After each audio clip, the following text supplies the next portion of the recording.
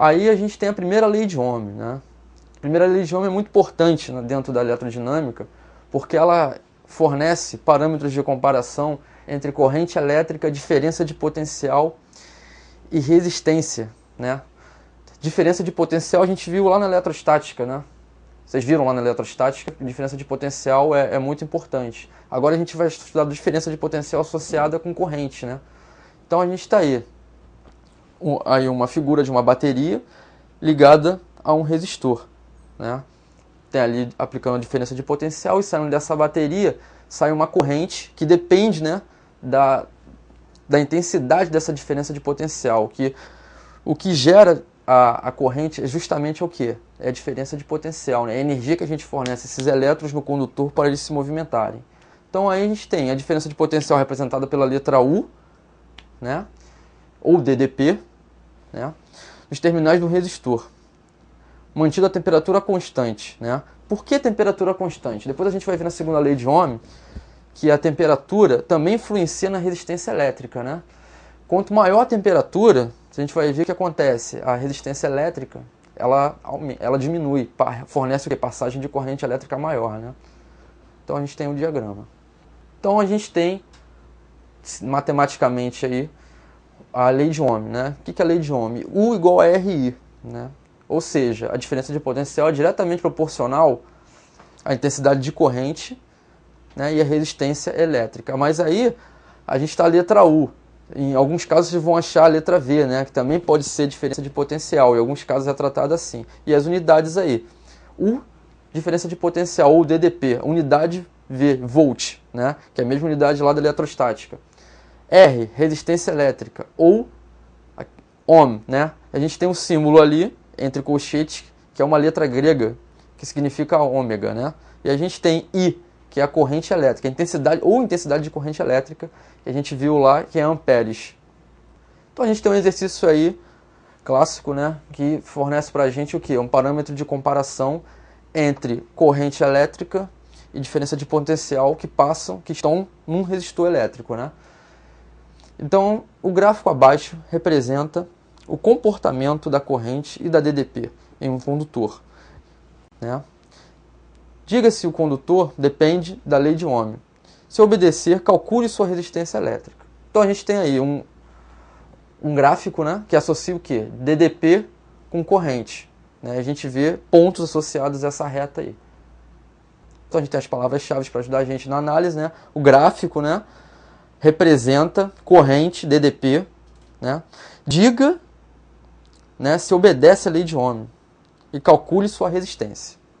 Então, o gráfico representa o quê? Uma relação linear entre DDP e corrente elétrica. O que é uma relação linear?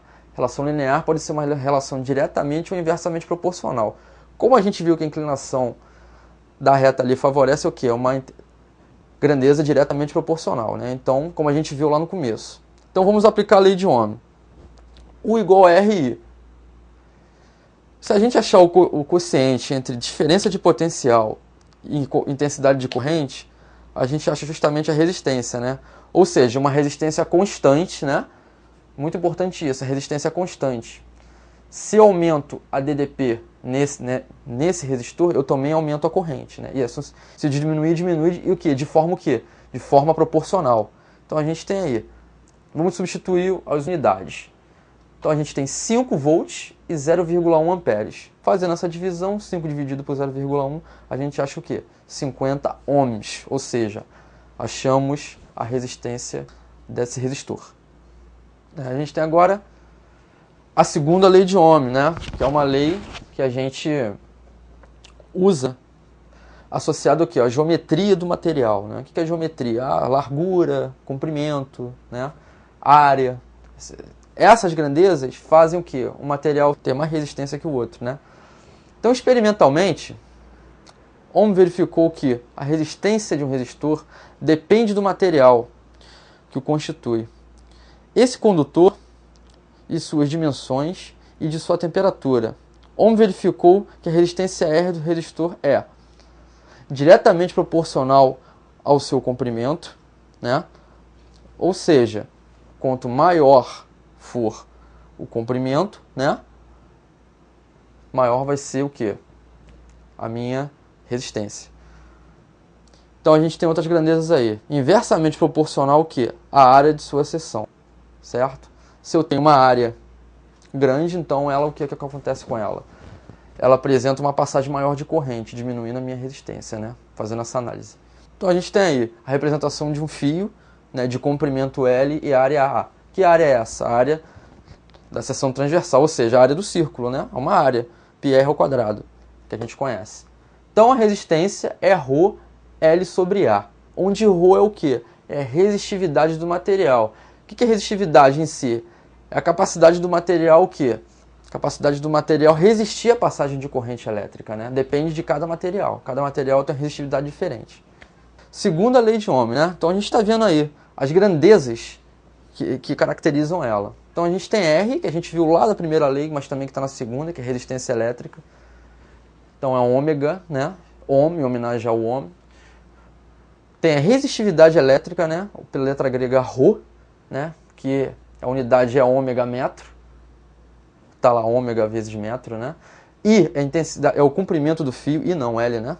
Comprimento do fio em metros, né? Normal, sistema internacional, e área, que é o que? Em metros quadrados, né? Também sistema internacional aí.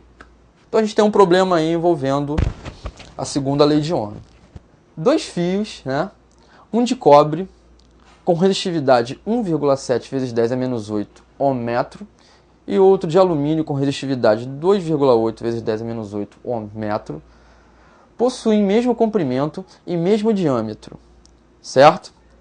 Se ambos forem percorridos pela mesma corrente I, pode-se afirmar que as resistências ômicas dos fios são iguais. B. A DDP é menor no fio de cobre. C. O fio de cobre tem uma DDP maior do que o fio de alumínio. D. A perda de energia por efeito Joule é menor no fio de alumínio. E. Submetidos à mesma DDP, separadamente, os fios, né? Então a gente tem aí, se os fios são submetidos à mesma DDP na E, né? Traduzindo.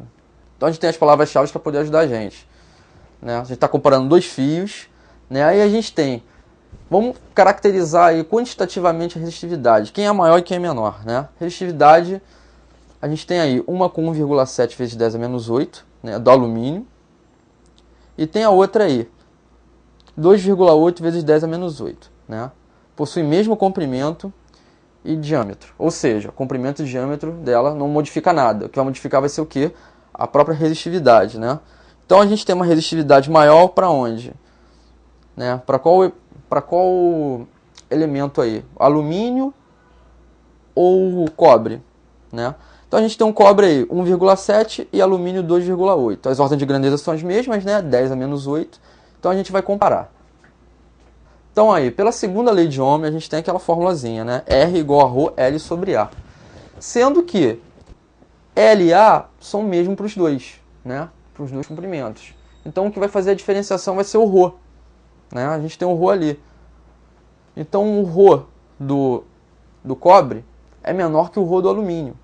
Um tem 1,7 e o outro tem 2,8. Então, se o meu ρ do alumínio é menor, significa o quê? Que minha resistência do alumínio é menor, né? É isso que a gente quer analisar. Dependendo o ρ faz a gente analisar o quê? L sobre A iguais, não fazem diferença nenhuma, então a gente quer a resistência. Vamos pegar aí a resistência do alumínio é maior, porque sua resistividade é maior. E a do cobre é menor, porque sua resistividade é menor. Então, a maior resistividade é do alumínio, fazendo o quê? Maior resistência também ser do alumínio, né? Como a gente tem pela primeira lei de Ohm, que a DDP depende o quê? Da corrente elétrica e da resistência, né? E a gente disse que são percorridos pela mesma corrente elétrica, a gente faz o quê? A resistência ser o quê? O principal fator de diferenciação. Ou seja, se eu tenho uma resistência maior do alumínio, vai passar uma corrente elétrica, passando pela mesma corrente elétrica, vai acontecer o quê? Fazer uma DDP maior no fio do alumínio. Ou seja, lá nas nossas respostas não tem maior DDP, certo? Então a gente fica com a menor DDP, que significa o quê? Que o fio de cobre, né, tem menor resistência elétrica, fazendo que neste fio tem uma menor DDP, ou seja, a alternativa B. Então a gente tem aí o diagrama, né? Associado aí aos resistores, a gente tem a lei de Ohm, né? Que fornece, né, a relação entre DDP, corrente elétrica e resistência elétrica. Então a gente tem a associação de resistores agora, que é muito importante. A gente viu os resistores, viu as leis de ohms, né? De Ohm, a primeira e a segunda. E agora a gente vai ver como esses resistores podem ser associados para que forneçam para a gente características, né? Características deles. Então a associação pode ser série, né? Onde todos os resistores são percorridos pela mesma corrente elétrica, né? Isso é muito importante, né? Uma associação série é o quê? É uma associação onde os resistores têm o quê? Em comum apenas uma de suas pontas, né? Estão fazendo passar o quê? Sobre eles o mesmo fluxo de elétrons ali, gerando uma corrente elétrica, né? Então a resistência equivalente, né? A gente vai ver isso muito em associação de resistores. Resistência equivalente, ela não existe, né? O que é resistência equivalente? Ela é uma ferramenta matemática que a gente utiliza para poder facilitar nossos cálculos, né? O que a gente faz? Substitui todas as resistências do circuito por uma, né? O que? Que é a soma, né? É a arrumação matemática total que a gente simboliza por uma resistência só, né? Para facilitar nossos cálculos, mas que no circuito de verdade não existe. Isso é bom ressaltar, para a gente não confunda, que tem muitos casos de confusão com isso. Então é muito fácil que na resistência equivalente série, o que? Esse resistor que eu falei é a soma de todos os outros resistores. Que soma é essa? É uma soma algébrica normal, né? Tipo como você soma 1 mais 1 mais 1, né? É uma soma normal. Então é muito fácil quando identificar com uma resistência equivalente a série, né? Ou seja, é só a gente ver se eles são percorridos pela mesma corrente. E das 9 leituras dos amperímetros, A, B, C e D. A gente tem... Não, eu esqueço também que é fita não.